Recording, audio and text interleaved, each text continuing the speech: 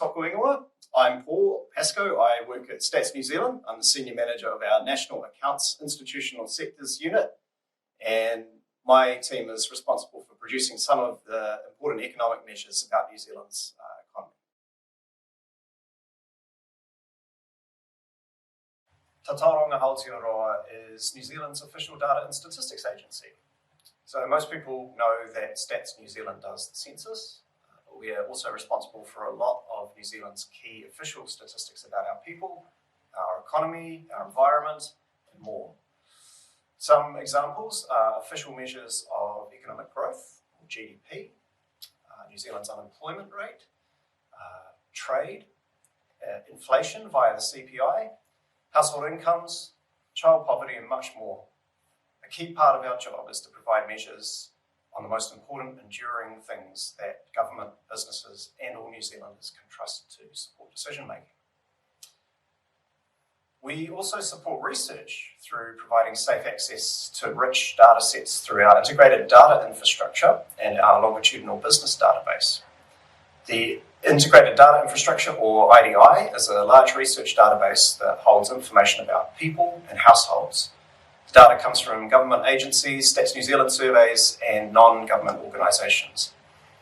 The longitudinal business database is a large research database, and it holds de-identified microdata about businesses. Both of these data sets contain some really in-depth insight into complex and cross-cutting questions that are important to New Zealand's people and economy. It's also a really important part of our job to ensure that the data is used safely in ways that benefit Aotearoa New Zealand. Stats New Zealand also has a lead role in what we call New Zealand's data system. And this is about working across government with our Te Tiriti partner and others to get more value out of the data that's held across the whole system. It means supporting the use of data as a resource to help deliver better services to New Zealanders and partnering with iwi and Māori. So when you put all that together, we've got quite an important role in helping tell the story of how New Zealand is changing over time.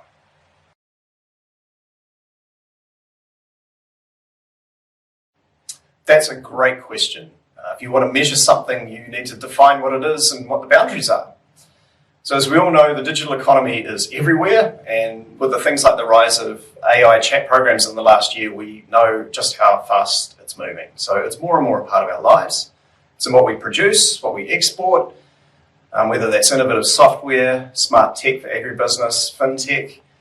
It's in the work that we do and how we produce or deliver things, whether that's online retail, platform-based peer-to-peer services, or even the digital services that we use day to day to do our work or to interact. It's in what we consume and how we consume it, whether that's streaming services, the latest smartphone. So that can make the boundaries of the digital economy really hard to pin down. And this isn't just a challenge for New Zealand. To develop really useful measures, we need to make sure that we can compare apples with other countries to get a sense of how New Zealand's digital sector is developing relative to our peers. So in recent years, Stats New Zealand has been part of an international group of experts working towards a framework for measuring the digital economy.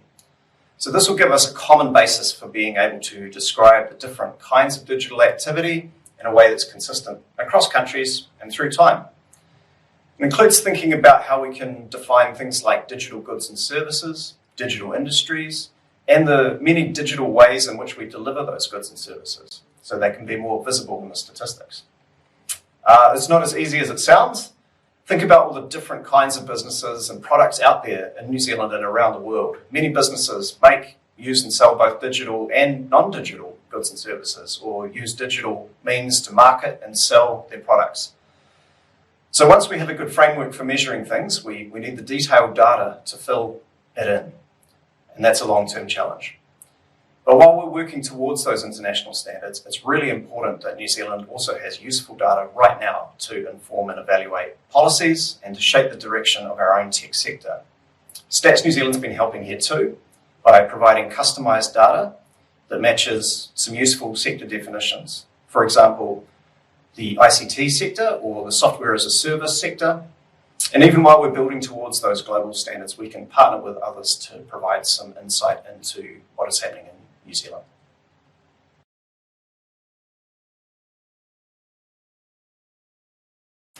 So the first thing to say on this question is that digital activity is already really embedded in our official measures.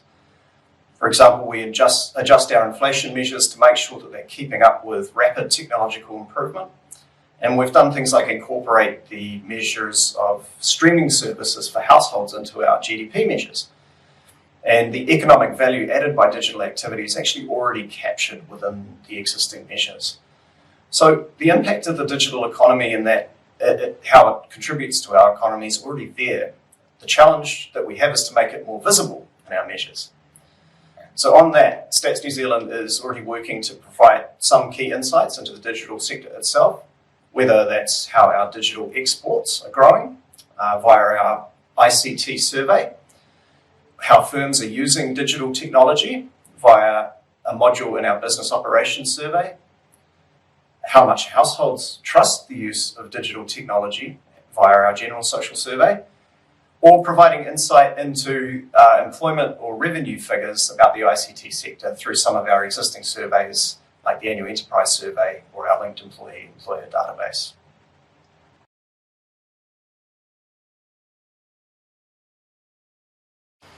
Well, it's fair to say that no one expects the pace of digital innovation to change, or slow down, or for digital activity to become less important. So as New Zealand becomes more and more digital, we need to know how digital technology is shaping our lives. And it's not just New Zealand. The United Nations has identified digitalization as one of what it calls the mega trends that will shape the world we live in coming decades. So it's a global long-term trend. For Stats New Zealand, it means that over time, we need to keep adapting what we measure and how we measure it.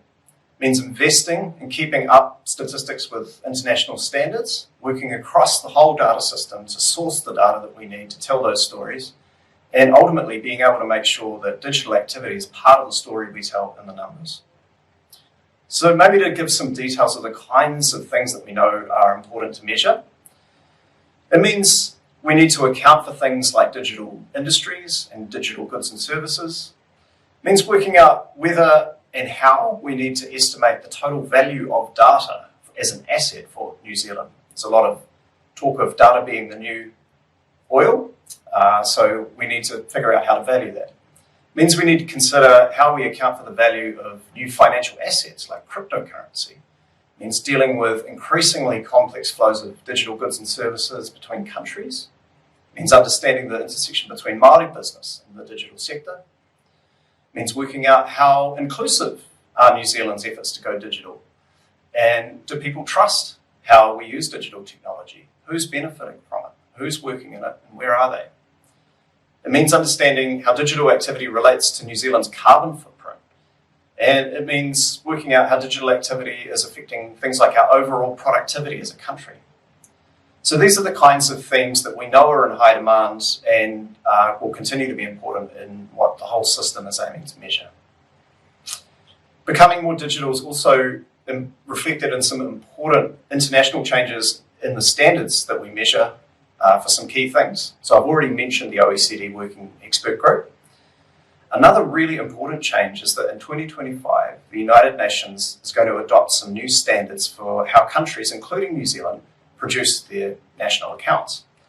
So this is a bit like the manual for how countries produce GDP and other official measures about the whole economy. The last time that manual was updated was 2008, and lots has changed since then, not least digital innovation. So the new standards will deal with some of those important aspects of us becoming more digital, and in coming years we'll be gearing up to work out how to implement them. That'll be a big job, and it'll need to focus on the aspects that are most important in New Zealand's context.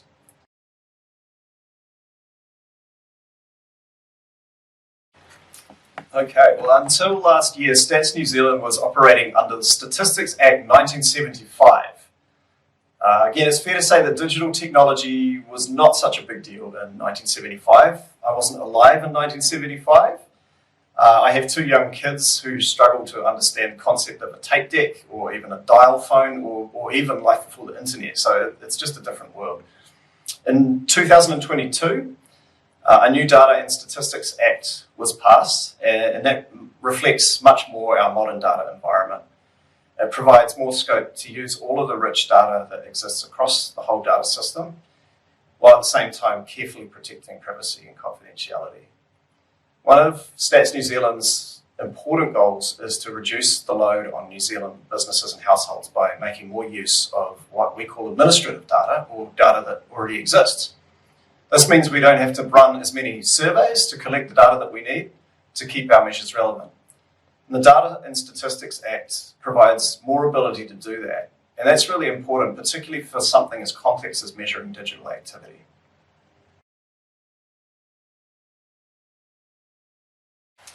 One thing it means is more focus on partnerships with the sector itself, with Māori business stakeholders, with other government departments.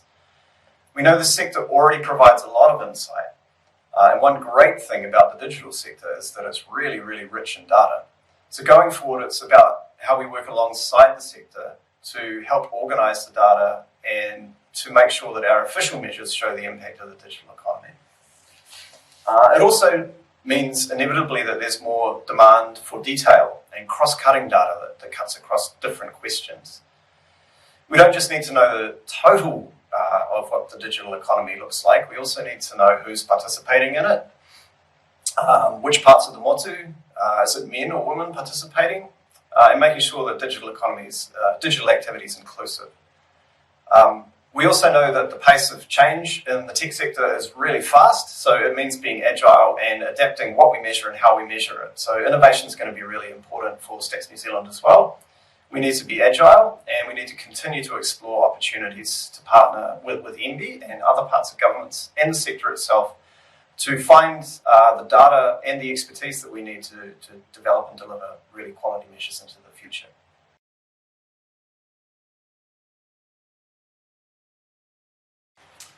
Stats New Zealand and our Ministry for Business, Innovation and Employment, or MB, have also been working together in recent years to produce some insight into the value added and employment in New Zealand's ICT sector.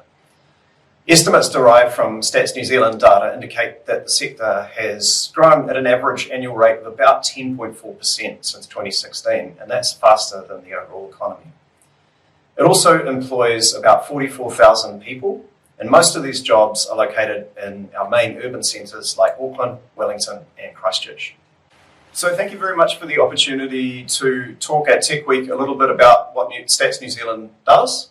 We're really excited about continuing to work with our partners across government, but also in the sector, to tell that story of what New Zealand going digital looks like into the future.